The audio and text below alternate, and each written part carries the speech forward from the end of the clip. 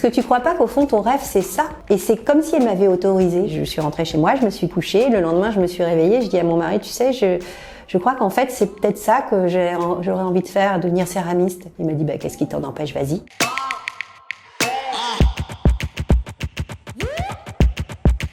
Je m'appelle Caroline Delaporte, j'ai 56 ans. J'ai une fille, Clémentine, qui est infectiologue. J'en suis très fière. J'ai commencé par travailler dans la communication, puis pendant 17 ans, j'ai été journaliste freelance.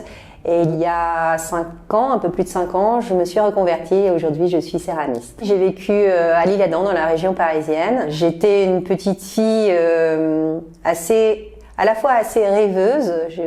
J'étais souvent dans mes bouquins, j'adorais bouquiner. Et puis très très imaginative. Maman n'arrêtait pas de me dire que j'avais une imagination délirante. Mon père était chirurgien et maman ne travaillait pas, mais elle s'occupait d'un salon d'art contemporain quand même à l'Isle-Adam. Je la voyais jamais aussi heureuse que quand elle s'occupait de ce salon.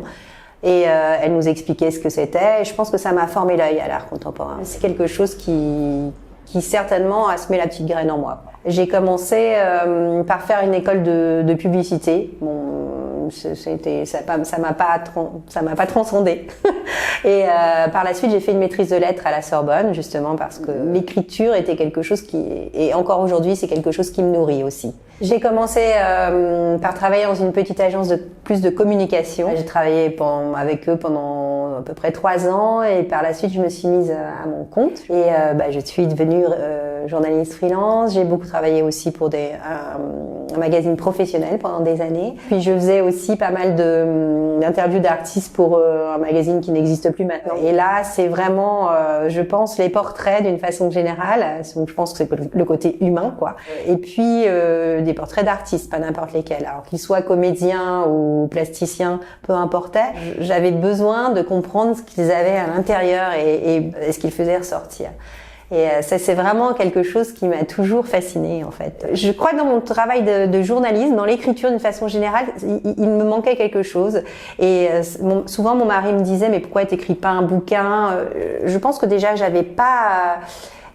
avait pas d'urgence pour moi à écrire quelque chose de fondamental. Je regrettais qu'il n'y ait pas que ce soit assez éphémère, en fait, qu'il n'y ait pas de résultat. Alors, j'aurais pu écrire un livre, mais je crois que j'avais besoin de quelque chose de fait avec mes mains, quelque part, quelque chose qu'on voit, quelque chose qui reste. J'en avais pas conscience, mais c'était en moi. Mais je pense que je me serais pas autorisée parce que je n'avais pas déjà de formation et j'ai souvent souffert d'un sentiment d'illégitimité. Alors la prise de conscience, elle a été assez tardive. Je pense que c'est en fait au bout de 17 ans de freelance, j'en avais assez. Je commençais à sentir qu'il y avait un manque. Je prenais des cours de céramique depuis quelques temps. Je me souviens très bien de la première fois où j'ai mis mes mains dans la terre, où j'ai eu vraiment un flash en 4 couleurs. Ça, c'est vraiment quelque chose qui m'habitait. À partir du moment où j'ai commencé la céramique, je ne pensais plus qu'à aller à l'atelier que je fréquentais. J'ai monté un petit atelier dans mon bureau, foutais un peu de la terre partout. Mais en revanche, je me suis pas imaginé pour autant que j'allais en faire mon boulot. C'était vraiment quelque chose, pour moi, c'était un hobby, un loisir. Surtout, c'était à la fin, la dernière année, vraiment, j'avais du mal à relancer la machine. Je sentais que je m'étais lassée de l'écriture, quoi. Il fallait que je change. Et j'ai fait un coaching professionnel. Et j'ai cheminé comme ça pendant 9 mois. Et au fur et à mesure que j'avançais, donc j'apprenais plein de choses sur moi. C'était vraiment un travail très profond où c'était assez introspectif. C'était aussi mon héritage, mes forces, mes faiblesses, vraiment ma personnalité qui était que j'explorais. Ma coach que je voyais très régulièrement m'a dit un jour, la prochaine fois on parlera de vos rêves. C'est quand même assez perturbant. Mes rêves, donc pendant 1 mois, parce qu'on se voyait à peu près tous les mois. Je cherchais quels étaient mes rêves, je sais pas, j'arrivais pas à sortir ça de moi. Et puis la fois d'après, on s'est vu, on a parlé de plein de choses, on a avancé, et puis elle me posait pas la question des rêves, j'étais ravie. Et au moment où elle est partie, elle m'a dit, et après tout ça, finalement, on n'a quand même pas parlé de vos rêves. Et quels sont vos rêves? Et là, je lui ai dit, je sèche là sur la question, je dois dire. Mais les rêves, j'en ai plein, mais je sais pas. Bon, au fond, je suis pas si malheureuse. J'ai une belle vie. Je suis pas à l'usine. Et puis là, elle m'a regardée, elle m'a dit, je crois que je vais rien pouvoir faire pour vous. Alors, et quand j'ai fermé la porte, j'avais vraiment envie de vomir tellement j'étais mal. Et puis la semaine d'après, je suis allée à mon atelier de céramique, comme toutes les semaines. Et en rentrant à la maison avec une amie qui habitait près de chez moi, je lui racontais cet événement parce que j'étais pas bien, vraiment pas bien. Et elle me regarde, bon, elle travaillait également à la formation, donc c'est quelqu'un qui est très psychologue et qui a l'habitude de ces problématiques. Et elle m'a dit, mais écoute, moi je te vois depuis quelques années, on se connaît pas tellement, mais bon, quand je t'observe, moi je vois bien que les autres filles, nous on est là pour le plaisir, on fait notre petite mixture et tout. Autant toi, quand tu arrives, t'es vraiment dans ton univers, dans ton élément, dans ta bulle. T'arrives, tu as fait des croquis. Est-ce que tu crois pas qu'au fond ton rêve c'est ça? Et c'est comme si elle m'avait autorisée. Je suis rentrée chez moi, je me suis couchée. Le lendemain, je me suis réveillée. Je dis à mon mari, tu sais, je crois qu'en fait, c'est peut-être ça que j'aurais envie de faire, devenir céramiste. Il m'a dit, qu'est-ce qui t'en empêche? Vas-y. C'est ce qui est fou. C'est qu'en fait, j'avais déjà fait des recherches pour voir quelles étaient les formations. Mais j'avais fait les recherches, je savais exactement quelle formation il fallait faire pour se reconvertir, pour passer un CAP en tant qu'adulte. Mais comme je m'étais pas autorisée à me dire que c'était pour moi, j'avais pas jointé, quoi. Enfin, ça n'avait pas fait sens. J'ai complètement arrêté mon métier de journaliste en 2016 pour commencer ma formation dans la foulée. J'ai bouffé de la terre pendant 1 an. C'était très concentré. C'était quand même très technique, très physique. Donc j'en ai bien profité. Et j'ai commencé à travailler d'abord dans un atelier partagé avec d'autres céramistes pendant 1 an.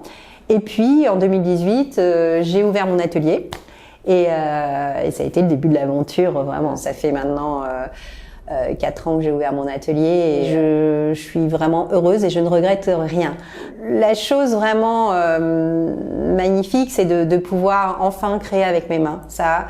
Et avoir un lieu à soi, en fait, c'est important quand on est créateur aussi, finalement. Parce qu'un atelier partagé, c'est bien, on s'aide, mais un lieu à soi, ça vous porte. En fait, quand on s'installe comme ça sur le tard, comme tu as justement cette expérience de vie, eh bien, l'inspiration, elle vient assez vite. Il y a moins le cheminement qu'ils peuvent avoir des jeunes, parce qu'en fait, tu es nourri de tout ce que tu as vécu, de tout ce que tu as vu, de tout ce que tu as lu. En l'occurrence, pour moi, c'est aussi toujours très important. Et ça, j'ai trouvé ça génial parce que vraiment, j'ai senti l'urgence que je ne trouvais pas en l'écriture, elle était là. Il fallait que je crée. Je me dis, ce que je fais, c'est moi aujourd'hui. J'ai vraiment le sentiment que c'est moi.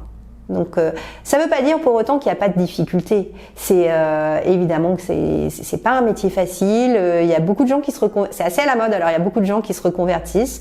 Et je pense qu'il faut faire attention parce que, hormis, alors moi je donne quelques cours, mais c'est pas le plus clair de mon activité, même si j'aime bien transmettre et je trouve que c'est plaisant de partager cet amour de la terre. Ça fait du bien aux élèves, aux gens. Donc c'est formidable, mais si on veut vivre de son art, faut se dire quand même que c'est un chemin semé d'embûches. J'ai l'impression de grimper une montagne, quoi, et que tout n'est pas acquis du jour au lendemain, loin de là. J'adore ce que je fais. Chaque jour, je viens à l'atelier avec le sourire aux lèvres. C'est pas tous les jours facile, mais je suis heureuse. Je sais pourquoi je me lève. Pour moi, en tout cas, c'est comme si j'étais. D'ailleurs, mes sculptures, on dit souvent que ça ressemble à des femmes qui sortent de leur chrysalide. Et je pense que je suis sortie de ma chrysalide grâce à cette reconversion. Mieux vaut tard que jamais.